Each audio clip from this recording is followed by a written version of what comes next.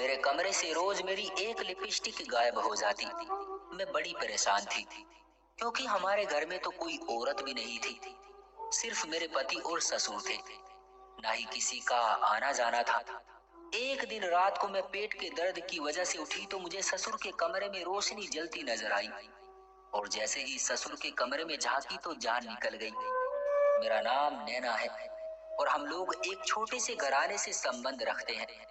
मेरे छोटे भाई की पैदाइश के वक्त मेरी माँ की मृत्यु हो गई थी, तो हमारी सारी जिम्मेदारी मेरे बाबा पर आ गई थी। अपनी जान के साथ साथ हमारी जिम्मेदारी उठाना उनके लिए काफी मुश्किल होता जा रहा था। इसलिए उन्होंने हमारे लिए एक नौकरानी रख ली।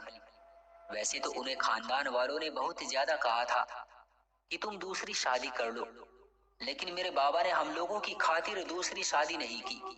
जब हम लोग बड़े हुए तो उन्होंने हमें थोड़ा सा पढ़ाया और फिर हमारी शादी के बारे में सोचने लगे। उन्होंने हमारी शादी भी एक ऐसे खानदान में करवाई जहां हमें ज्यादा जिम्मेदारियों का बोझ न उठाना पड़े। मेरी जहां शादी करवाई उस फैमिली के अंदर एक मेरा पति और ससुर ही रहते थे। बस मुझे इन्हीं लोगों की जिम्मेदारी संभालनी पड़ती थी। जब मैं उनके घर ब्याह कर आई तो शुरू में तो मैं बहुत ज्यादा खुश थी, मगर धीरे धीरे मुझे कुछ अजीब सा एहसास होने लगा। ये एहसास शायद मुझे पहले भी हो जाता, लेकिन मैंने अपनी चीजों पर ध्यान ही नहीं दिया। मगर जब ध्यान दिया तो मुझे ऐसा महसूस होने लगा जैसे इस घर के अंदर बहुत बड़ी गड़बड़ है, क्योंकि मुझे सजने संवरने का बहुत तो शौक था और मेरे पति भी यही कहते थे कि मेरे लिए सज धज कर रहा करो। तो मेरा ध्यान ज्यादा मेकअप की तरफ रहता था। मगर मेरे बाबा ने दहेज में मुझे इतना मेकअप दिया था कि मुझे किसी चीज की कमी का एहसास ना हुआ। लेकिन फिर धीरे धीरे मेरी चीजें कम होने लगी। मेरे कमरे से रोज मेरी एक लिपस्टिक गायब हो जाती। मैं बड़ी परेशान थी क्योंकि मेरे घर में तो कोई औरत थी ही नहीं, सिर्फ मेरे पति और ससुर थे। ना ही किसी का आना जाना था। यही बात सोचकर मैं काफी हैरान थी। मैंने बहुत बार अपना ही कमरा छान मारा था कि कहीं मैं ही रख कर भूल गई हूँ, लेकिन ये शायद मेरी भूल नहीं थी। मेरी चीजें कम हो रही थी और वो कहाँ जा रही थी मुझे बिल्कुल भी मालूम नहीं था। एक दिन रात को मैं पेट के दर्द की वजह से उठी तो मुझे ससुर के कमरे में रोशनी जलती हुई नजर आई, और जैसे ही ससुर के कमरे में झांकी तो जान निकल गई कि वहां तो कोई औरत लाल जोड़ा पहनकर पूरी तरह सोलह श्रृंगार करके आईने के सामने बैठी थी, और उसके हाथ में मेरी ही लिपस्टिक थी जिसे वो अपने होठों पर बार बार लगा रही थी। ये देखकर मेरी चीख निकल गई। मैं उस औरत को जानती नहीं थी। मैं घबरा गई और भागते हुए अपने कमरे में आ गई। अपने पति को झिझोड़ा, मगर नींद पक्की होने की वजह से वो इतनी जल्दी नहीं उठा। जब वो उठा तो मैंने उसे कहा कि तुम्हारे बाबा के कमरे में कोई है। मेरी बात सुनकर उन्हें लगा कि मैं रात के वक्त मजाक कर रही हूँ, इसलिए उन्होंने मुझ पर गुस्सा करना शुरू कर दिया। लेकिन मैंने कहा, नहीं, मैंने वाकई आपके बाबा के कमरे में किसी को देखा है। चाहे तो आप मेरे साथ चलकर देख सकते हैं। मेरी बात सुनकर उन्होंने कहा कि ठीक है, लेकिन अगर तुम्हारी बात मजाक निकली तो ये तुम्हारे लिए बिल्कुल भी अच्छा नहीं होगा। मैंने कहा ठीक है।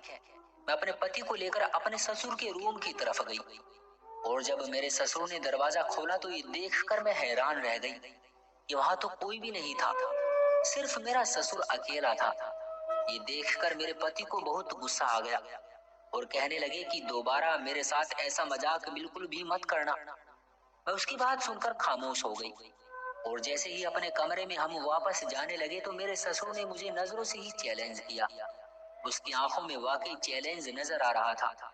मैं उसे देखकर हैरान रह गई। मैंने आज तक अपने ससुर का ऐसा कोई रूप नहीं देखा था। मुझे हैरानी इस बात की नहीं थी कि मुझे उस वक्त डांट पड़ी थी। हैरान तो मैं इस बात पर थी कि आखिर उन्होंने वो औरत कहाँ गायब कर दी। और फिर अगले दिन भी ऐसा ही हुआ, मगर इस बार मेरी लिपस्टिक के साथ साथ मेरे दूसरे मेकअप का कुछ सामान भी गुम हो गया था। ये देखकर मुझे बहुत ज्यादा गुस्सा आता, क्योंकि मेरे मेकअप का सामान कोई सस्ता नहीं था। कुछ इसी वजह से भी गुस्सा ज्यादा आया था कि जब कल रात अपने पति से सुनने को मिला था, फिर अचानक मेरे दिमाग में एक तरकीब आई। मैंने अपने सारे मेकअप का सामान उठा लिया और ऐसी जगह पर छुपा दिया जहां किसी की सोच भी नहीं जाती थी, और मैं खुद अपने पति के साथ खाना खाने के लिए बाहर चली गई। तो घर पर सिर्फ मेरे ससुर मौजूद थे। लेकिन जब हम खाना खाकर वापस आए तो मेरे पूरे कमरे का तहस नहस हो गया था, जिसे देखकर मेरे पति को बहुत गुस्सा आया और वो कहने लगे कि ये सब किसने किया है। मैंने कहा कि मुझसे क्या पूछ रहे हैं, ये सब कुछ किसने किया है। जब हम दोनों घर से बाहर गए थे तो ये सब कुछ बिल्कुल ठीक ठाक था। घर पर सिर्फ ससुर जी ही थे। आप जाकर उनसे पूछ ले, उन्हें जरूर मालूम होगा। मेरी बात सुनते ही मेरे पति अपने बाबा के पास गए तो मेरा ससुर बड़ा मासूम बनकर ये कहने लगा, मुझे नहीं मालूम आखिर ये सब किसने किया। मैं तो सो गया था। मुझे ऐसा लग रहा था जैसे घर में कोई और घुस गया है। उनकी ये बात सुनकर मेरे पति परेशान हो गए। घर के जेवर और पैसों की तलाशी लेने लगे, कहीं हमारे घर में सचमुच चोरी ना हो गई हो। लेकिन सब कुछ सही सलामत देखकर हम लोगों ने सुख का सांस लिया। लेकिन मेरे ससुर ने जब दोबारा मुझे चैलेंज भरी नजरों से देखा तो मैं हैरान रह गई। मैंने अपने कमरे में आकर देखा तो मेरे मेकअप का सामान वहीं पर था जहां मैंने छुपा कर रखा था। इसका मतलब साफ था कि मेरे कमरे में इतनी तहस नहस सिर्फ मेकअप को ढूंढने के लिए की गई थी। अगले दिन मेरे पति की छुट्टी थी और वो सारा दिन घर में सोता रहता था। जिस दिन वो सारा दिन घर में सोता तो फिर वो रात के वक्त दोस्तों के साथ चला जाता या फिर घर में ही गपशप करता रहता था। तो मैंने अपने पति से कहा कि आज आप दिन में सो जाएं, आज रात को हम जरूरी बातें करेंगे।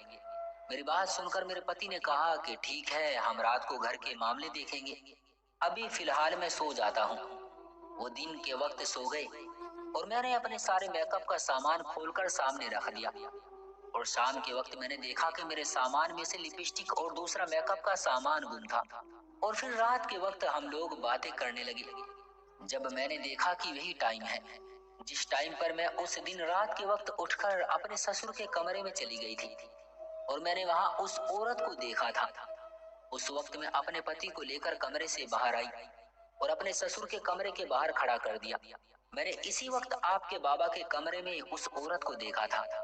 मेरे पति ने झांक कर मेरे ससुर के कमरे में देखा तो दोबारा मुझ पर गुस्सा करने लगे और कहने लगे, तुम मुझे मेरे बाबा से भड़काने की कोशिश कर रही हो।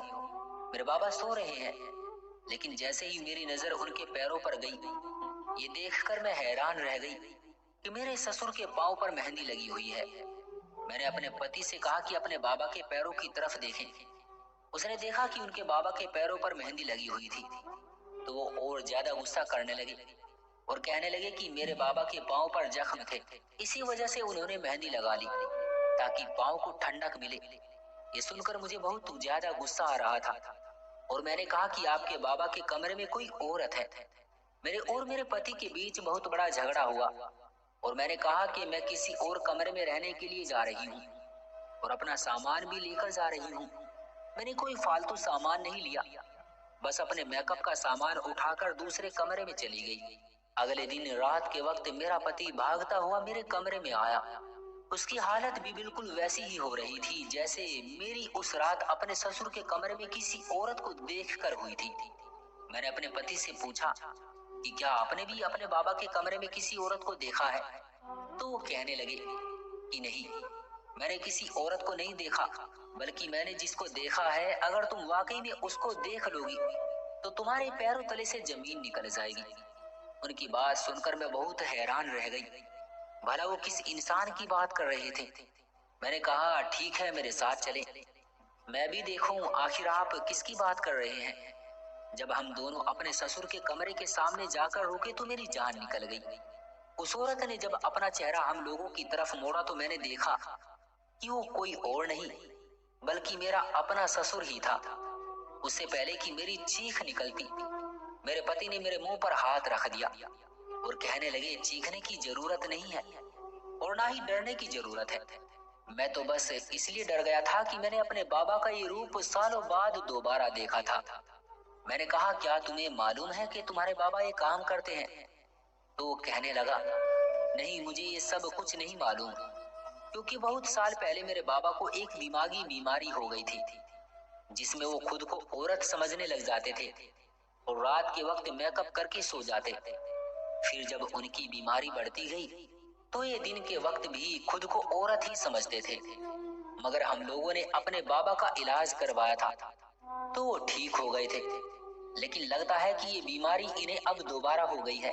तो मैंने कहा, अगर वाकई में आपके बाबा को कोई बीमारी है तो सुबह ही उन्हें इलाज के लिए अस्पताल ले जाएं। तो उन्होंने कहा कि मुझे नहीं मालूम था, लेकिन अब मुझे इनकी बीमारी के बारे में मालूम हो गया है, तो मैं उनका इलाज करवाने के लिए कोई बंदोबस्त करता हूँ। उनकी बात सुनकर मुझे सुकून मिल गया, वरना मुझे तो लग रहा था कि ससुर जी के साथ कोई गैर औरत या फिर कोई चोर है। तो दोस्तों, ये थी हमारी आज की कहानी। आपका क्या कहना है इस कहानी के बारे में? कमेंट करके हमें जरूर बताएं। वीडियो को लाइक कर दीजिए और चैनल को सब्सक्राइब करके साथ में घंटी को दबाकर ऑल पर सेट कर लीजिए, ताकि आने वाली वीडियो आपको तुरंत मिले। मुझे दीजिए अगली वीडियो तक इजाजत। तब तक के लिए धन्यवाद।